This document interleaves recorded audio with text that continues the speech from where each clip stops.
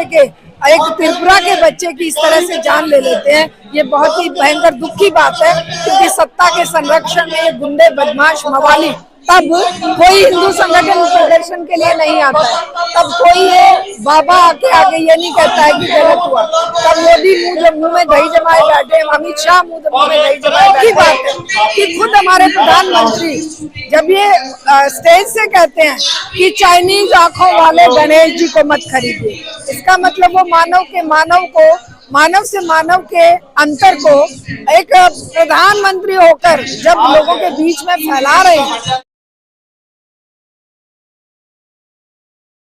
नमस्कार, मैं पूनम और आप देख रहे हैं विस्तार भारत। भारत में अलग अलग धर्म के अलग अलग रंग रूप के लोग रहते हैं, लेकिन आपने जो खबर सुनी है कि त्रिपुरा का एक बेटा देहरादून में पढ़ाई करने गया था, एंजल चकमा,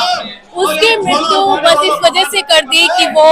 और लोगों की तरह नहीं दिख रहा था, वो चाइनीज लग रहा था। लेकिन सवाल ये खड़ा होता है कि जहां सरकार, जहां तमाम लोग ये कहते हैं कि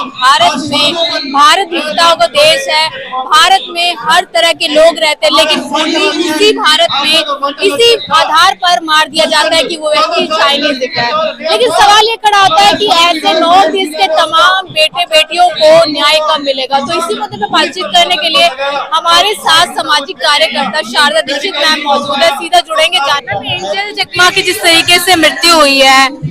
रंग रूप के आधार पर कि वो चाइनीज है, मोमो है, उसके बिहार पर एक त्रिपुरा के बेटे की जान ले ली, उसे कैसे देख रहे हैं? ये इन 12 सालों की मोदी की कमाई है कि मोदी ने इंसान को इंसान का दुश्मन बना दिया है। इसने लोगों के अंदर इतना जहर भर दिया है, खास करके युवा पीढ़ी, जिन बच्चों को ये रोजगार नहीं दे सकते, अच्छी शिक्षा नहीं दे सकते, जिन बच्चों को माँ बाप अपने रोजगार के लिए पैसा खर्चते हैं, वो रोजगार नहीं दे पा रहे, तो वो बच्चे नफरत के शिकार बना दिए जा रहे हैं इस सरकार के द्वारा, इस हिंदूवादी संगठनों के द्वारा।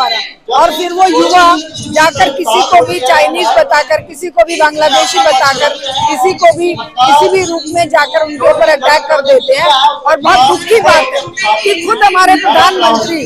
जब ये स्टेज से कहते हैं कि चाइनीज आंखों वाले गणेश जी को मत खरीदिए, इसका मतलब वो मानव से मानव के अंतर को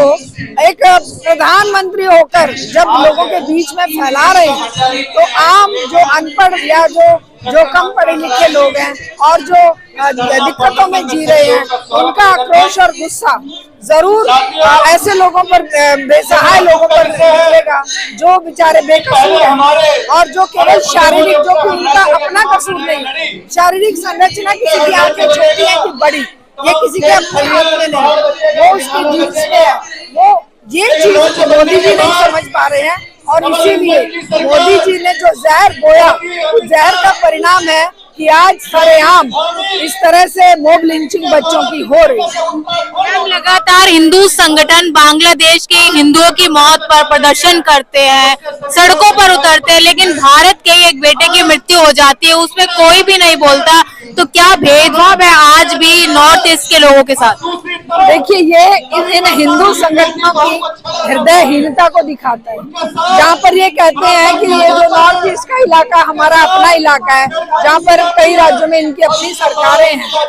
वो वही जो हिंदूवादी संगठन जब एक बच्चे को सरेआम मॉब लिंचिंग से मार देते हैं, तब कोई हिंदू संगठन प्रदर्शन के लिए नहीं आता है, तब कोई ये बाबा आके आगे ये नहीं कहता है कि गलत हुआ, तब मोदी मुंह में दही जमाए बैठे, अमित शाह मुंह में दही जमाए बैठे हैं, कोई नहीं बोल रहा है। लेकिन हम लोग जरूर इस बात के लिए जन आंदोलन खड़ा करना चाहते हैं कि जो जहर बोया जा रहा है, वो जहर इंसानियत का दुश्मन है और आने वाले समय में ना बेटियां सुरक्षित रहेंगी, ना अल्पसंख्यक सुरक्षित रहेंगे और ना ही अलग रंग रूप वाले वो लोग जिनका प्राकृतिक रूप वो है, वो उनको आदिवासियों को या दलितों को या जो दूसरे स्टेट के हैं उनको घुसपैठिए बताकर इस तरह सरेआम सड़क पर जान ले रहे हैं। ऐसे लोगों को बढ़ावा कौन दे रहा है? आपने देखा देश में लगातार कभी धर्म के आधार पर कभी वेशभूषा के आधार पर लोगों को मारा जा रहा है, तो बढ़ावा कौन दे पा? ये सत्ता बढ़ावा दे रही है। ये सत्ता जब रोटी रोजी की समस्या का समाधान नहीं कर पा रही, जब ये महंगाई दूर नहीं कर पा रही, जब ये विदेशों में अपने बच्चों की रक्षा नहीं कर पा रही, जब ये अपने कुकर्मों से ध्यान हटाने के लिए, अपनी फेल्योर से ध्यान हटाने के लिए इस तरह जहर की खेती करते हैं, और वही जहर पनपता है इन युवाओं में, और वो युवा फिर इस तरह से सरेआम कभी बांग्लादेशी कहकर किसी की जान ले लेते हैं, और कभी ये अल्पसंख्यक मुस्लिम के नाम पर जान लेते हैं घुसपैठिए बताकर, और कभी अपने ही राज्य के एक त्रिपुरा के बच्चे की इस तरह से जान ले लेते हैं। ये बहुत ही भयंकर दुख की बात है।